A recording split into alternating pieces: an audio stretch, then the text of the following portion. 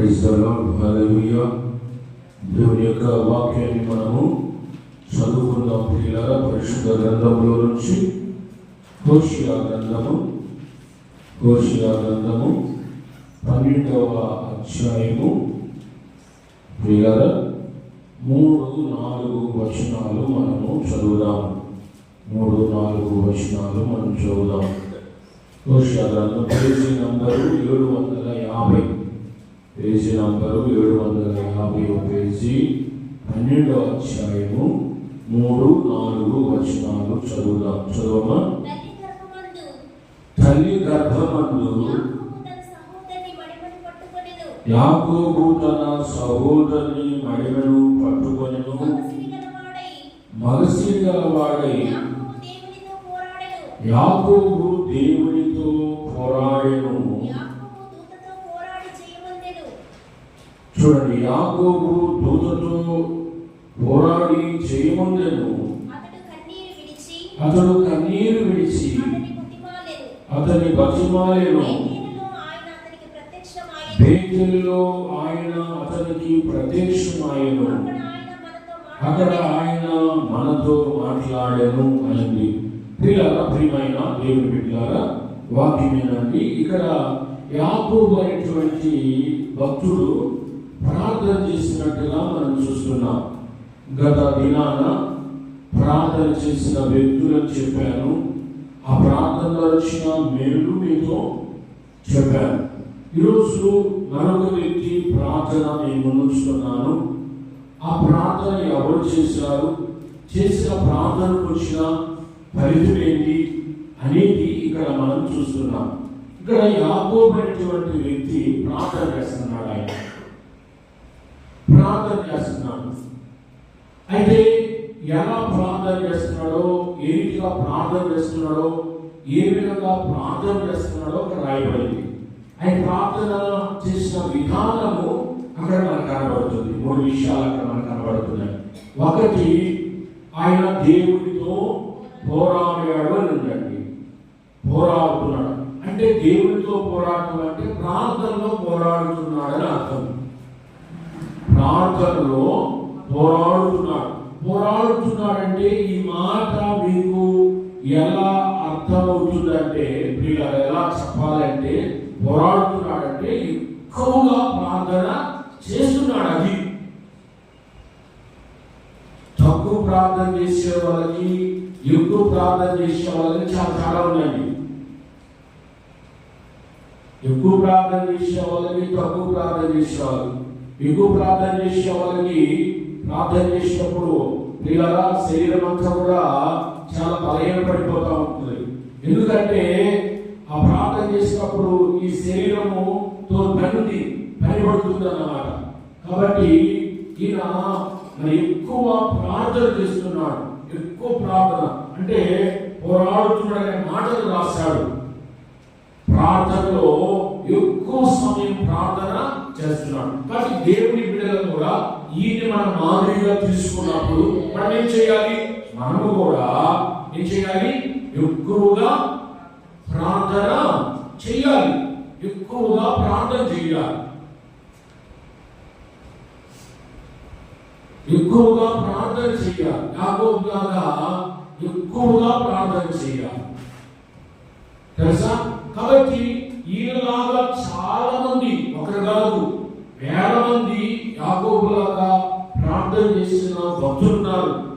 ప్రియులారా, ప్రార్థన చేసిన భక్తులున్నారు. ఈయనలాగానే, యాకోబులాగానే ప్రియులారా ప్రార్థన చేసినటువంటి అపోస్తులు ఉన్నారు.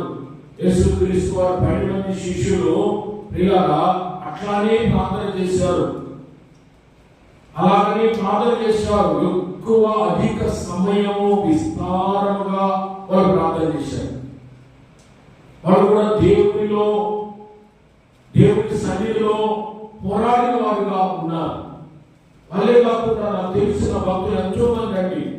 మార్టిన్ లూథర్ లాంటి భక్తులు కానీ, జాన్ వెస్లీ లాంటి భక్తులు కానీ, జాన్ హైడెల్ అనేటువంటి భక్తులు కానీ, విలియం కేరీ లాంటి భక్తులు కానీ, ఇలా ఎంతో మంది, భక్త్ సింగ్ గారు కానీ, సాధు సుందర్ సింగ్ గాని, ప్రియులారా ఇలాంటి భక్తులు ఎంతో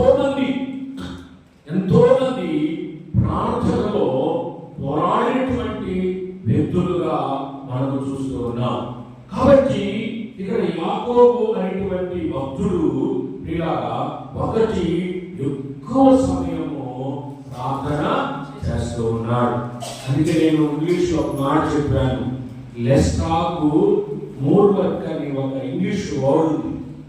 లెస్ టాక్ మోర్ వర్క్ అంటే తక్కువ మాట్లాడు, ఎక్కువ పని చేయాలి. దానికి నేనేం చెప్పాను మీకు, లెస్ టాక్ తక్కువే మాట్లాడండి. కానీ ఏం చెప్పాను చెప్పండి, లెస్ టాక్ మోర్ వర్క్ అన్నాడు. మీరు అక్కడ ఏం చేయాలి, మోర్ ప్రేయర్, ఎక్కువ ప్రార్థన.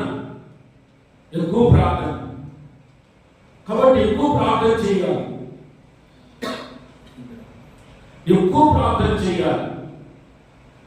కాబట్టి దేవుని బిడ్డలారా, యాకోబు ఏం చేస్తున్నాడు, పోరాడుతున్నాడు అంటే ఎక్కువ ప్రార్థన చేస్తున్నాడు.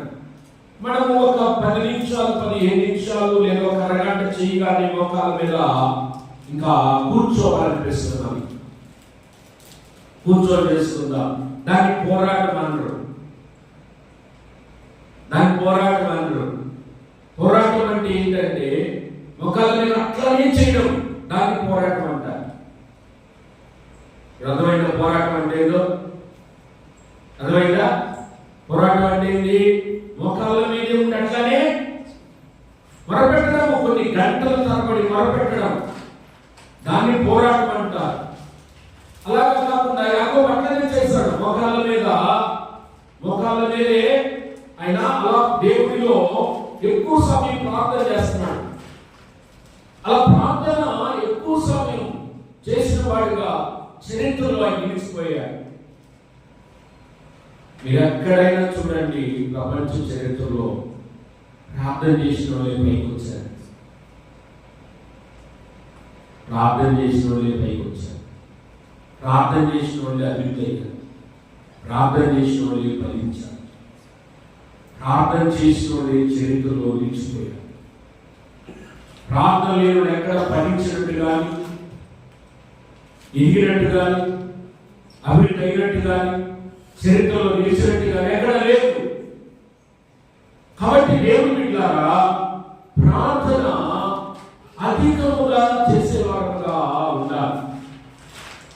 కాబట్టి యాకోబు ఎక్కువ సమయము ప్రార్థన చేస్తున్నాడు. రెండవది ఆయన చేసిన పని ప్రియులారా, రెండవది ఏం చేశాడో తెలుసా? అతడు చూడండి, కన్నీరు విడుచుచు దేవుణ్ణి బతిమాలేమనుంది. 4వ వచనంలో చూస్తే అతడు దూతతో కూడా పోరాడి చేయనుండెను. అతడు కన్నీరు విడిచి దేవుని బతిమాలాడు. ఇంకొక సంఘటన ఏంటంటే, పోరాటమే కాకుండా అధిక సమయంలో ప్రార్థన చేయడమే కాకుండా ఆ ప్రార్థనలో ఏం చేశాడయ్యా అంటే ఏడుస్తున్నాడు, కన్నీరు కార్చి ప్రార్థన చేస్తున్నాడు. అది ఇంకొక గొప్ప విషయం ఏంటంటే, ఎక్కువ సమయం ప్రార్థన చేయటమే కాకుండా ఎక్కువ సమయము అధిక సమయం ప్రార్థన చేయటమే కాకుండా రెండవది ఆయన కన్నీరు కారుస్తున్నాడు. అది యేసుక్రీస్తు వారు కూడా ఎక్కువ సమయము అధిక సమయం ప్రార్థన చేశాడు. రెండోది యేసుక్రీస్తు వారు కూడా ఏడుస్తూ కన్నీరు కారుస్తూ ప్రార్థన చేశాడు. దేవుని బిడ్డలో ఇంకొకటి ఉండవలసిన లక్షణం ఏంటంటే, యాకోబులో ఉంది ఏంటంటే, కన్నీరు కార్చి ప్రార్థన చేస్తున్నాడు. కన్నీరు కారుస్తున్నాడు, ఏడుస్తున్నాడు. ప్రార్థనలో ఏడుస్తున్నాడు ఆయన. మీరు ఎప్పుడైనట్లాగా కన్నీరు కారుస్తూ ఏడుస్తూ ప్రార్థించారా? ఎందుకు కన్నీరు కారుస్తున్నాడు, దేనికి కన్నీరు కారుస్తున్నాడు అని అనుకుంటే దానికి జవాబు ఉంది బైబిల్లో. అందుకే ఏబేలు ప్రవక్త కూడా ఏం చెప్తున్నాడు చేస్తున్నాడంటే ఏవేలు ప్రవక్త పక్కనే ఉంటుంది చూడండి, వర్ష పక్కనే ఉంటుంది, దాని వెనకనే ఉంటుంది, దాని పక్కనే ఉంటుంది. 2వ అధ్యాయము 12వ వచనం, ఇప్పుడైనను మీరు ఉపవాసం ఉండి కన్నీరు విడుచుచు దుఃఖించుచు మనపూర్వకముగా తిరిగి అని చెప్తున్నాడు దేవుడు. ఈ ఏవేలు ప్రవక్త ద్వారా చెప్తున్నాడు. ఏం చెప్తున్నాడు? ఇప్పుడైనా మీరు ఉపవాసం ఉండండి, 40 రోజులు ఉపవాసం ఉండండి. 40 రోజులు ఉండండి. ఎంతమంది ఉంటారు నాకు తెలియదు, వాక్యం అయిపోయిన అడుగుతా, ఎంతమంది ఉంటారు ఉపవాసం నాకు తెలియదు. కనీసం ఒక పూట అయినా ఉండండి. మామూలు అయితే ఉంటుంది 40 రోజులు. పోయిన సంవత్సరం ఉన్నాడు బిడ్డ, ఈ సంవత్సరం కూడా 40 రోజులు ఉపవాసం తీర్మానం చేసుకున్నాడు. కాబట్టి దేవుడి బిడ్డలారా, ఇప్పుడైనా ఉపవాసం యేసుక్రీస్తు వారు 40 రోజులు ఏం చేశాడు? ఉపవాసం ఉన్నాడు ఆయన. కాబట్టి ఉపవాసం నుండి ప్రార్థన చేశాడు. కానీ ప్రార్థన చేసినప్పుడు ఇక్కడ ప్రవక్త అంటున్నాడు, ఏవేలు ప్రవక్త, కన్నీరు విడవండి అంటున్నాడు.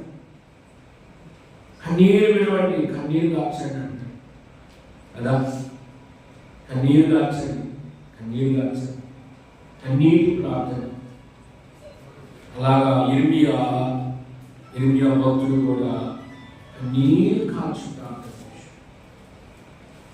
కన్నీరు కాల్చి ప్రార్థన చేసి కొన్నిసార్లు ప్రార్థన చేసినప్పుడు కన్నీరు వస్తుంది. అది మంచిది, అది చాలా సంతోషం. అది చాలా గొప్ప ప్రార్థన కూడా, మంచి ప్రార్థన కూడా, కన్నీటి ప్రార్థన. యేసు ప్రభువు కూడా అలా చేశాడు. శరీర దినాల్లో పౌలు రాశాడు ఆయన గురించి. ఆయన కన్నీళ్లతోనూ రోదనతోనూ యాచనలతోనూ ప్రార్థన చేశాడు అని, భయభక్తులు కలిగి ప్రార్థన చేశాడని. కాబట్టి అపోహ చేసిన 2వ పని ఏంటంటే ప్రాంతంలో ఏడుస్తూ ప్రార్థన చేస్తాడు. చూడు, అలా చేయటం వల్ల లాభం ఏంటి అని మీరు అనుకుంటారు. కన్నీరు కాల్చడం వల్ల లాభం ఏంటి? మీ నోటిలో చెప్పండి. కన్నీటి ప్రార్థన ఏమిస్తుంది? దేవుడికి ధైర్యం కలిగించి. చూడండి, ఎవరన్నా నవ్వుతా ఉంటే ఇలా ధైర్యం కలిగిందా, జాలి కలిగిందా, నీకేమన్నా హ్యాపీగా ఉన్నావంటారు కదా. అంతేనా? కొంచెం కన్నీరు కాల్సిందే మనసు ఏమనిపించింది? ఏంటిరా ఏడుస్తున్నావు చెప్పు, నీ బాధ చెప్పు, నాతో పంచుకోవా, నాతో చెప్పవా. కాబట్టి నేను చెప్తే నేను నా చేతనైనంత వరకు సహాయము చేస్తాను, నా చేతనైనంత వరకు సహాయం చేస్తాను. కన్నీటి వెనుక చూడు ఎంత పరమార్థం ఉందో, ఎంత అర్థం ఉందో, ఎంత పరమార్థం ఉందో. కాబట్టి మనం కన్నీటి ప్రార్థన చేయలేము. కొన్ని సమయాల్లో ఎన్నోసార్లు దేవుని సన్నిధిలో కన్నీటితో ప్రార్థన చేసిన సందర్భాలు నా జీవితంలో నేను నేర్చుకున్నాను. కాబట్టి దేవుడి బిడ్డ, ఒకటి అధిక సమయం యాకోబు ప్రార్థన చేశాడు, 2 కన్నీరు కాల్చి ప్రార్థన. అందుకే 126 కీర్తన 5వ వచనంలో ఏమంటాడు? చాలా మంచి మాట, 126వ కీర్తనలో 5వ వచనంలో ఆ కన్నీటి వెనుక ఆశీర్వాదం చూడండి. కన్నీరు విడిచి విత్తువాడు అదులో. చూడు ఏమంటారు వాక్యంలో? కన్నీళ్ళు వినండి, మీరు తర్వాత మాట వచ్చినప్పుడు వినండి. కన్నీరు విడుచుచు విత్తువాడు సంతోషంతో. అది దాని వెనుక కన్నీటి తర్వాత సంతోషం ఉంది. ఆ కన్నీటి ప్రార్థన తర్వాత దేవుడు నీకు సంతోషాన్ని ఇస్తాడు, ధైర్యం కలిగిస్తాడు, నీ మీద కనికరం చూపుతాడు. అది కాబట్టి దేవుడు, అందుకే యాకోబు కన్నీరు కాచి ప్రార్థన చేశాడు.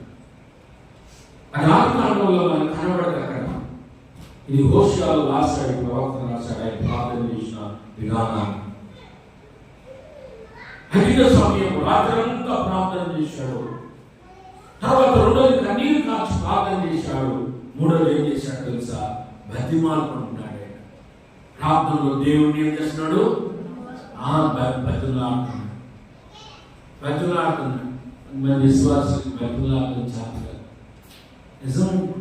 నయా కోసం కొంచెం ప్రార్థన చేయవా, నా కోసం కొంచెం ప్రార్థన చేయరా, నా పిల్లల కోసం కొంచెం ప్రార్థన చేయరా అడిగే విధానం, చెప్పే విధానం. అన్నయ్య ఇదిగో నా భర్తకు బాగలేదు, ప్రార్థన చేయి అడిగే విధానం. నా ప్రార్థన చేయి, ప్రార్థన చేయి. ఇలాగా అన్నయ్య నేను ఎక్కడైనా భోజన సంఘాలకు వాక్యం చెప్పడానికి వెళ్తే అక్కడ కొంతమంది విశ్వాసులు నా దగ్గర కూర్చొని అడుగుతారు, పాస్టర్ గారు నేను ఆత్మీయంగా ఎదగాలి, పాస్టర్ గారు వచ్చి నా దగ్గర అడుగుతారు, నేను ఆత్మీయంగా ఎదగాలి, నా పేరుకి నా కోసం ప్రార్థన చేయండి, నేను బలపడాలని దేవుడు, నేను పరిశుద్ధాత్మను పొందుకోవాలి అని చెప్పి వాళ్ళు అడుగుతారు.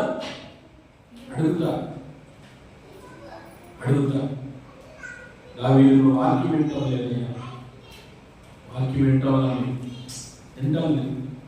మీరు చర్చికి వచ్చినప్పుడు వాక్యం వినాలి, తెల్లవైపుగా వాక్యం వినాలి. మీకోసం ఈ మాట నా కోసం నాకు తెలిసి వాక్యం మీకు తెలియదని చెప్తున్నా, మీరు నేర్చుకోవాలని చెప్తున్నా. కాబట్టి ఇలాగా వాళ్ళు అడిగే విధానం బతుకులాడుకుంటారు.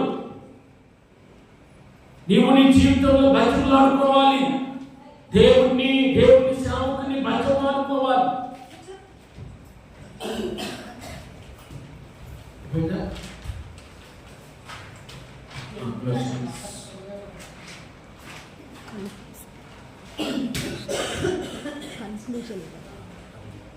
బతుకులాడుకోవాలి. కాబట్టి ఇక్కడ యాకోబు